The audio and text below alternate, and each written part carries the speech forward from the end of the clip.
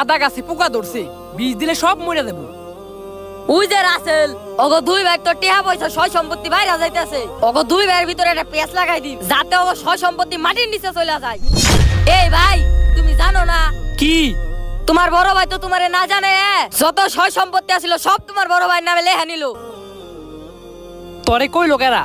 আমি নিজের চোখে দলিল করে দেখাইলাম। বড় ভাইরে আমি ফেরেস্তা ভাবলাম, বড় ভাই আমার লগে এই বেমানি করতে পারলো। এই তো আদার বিষ।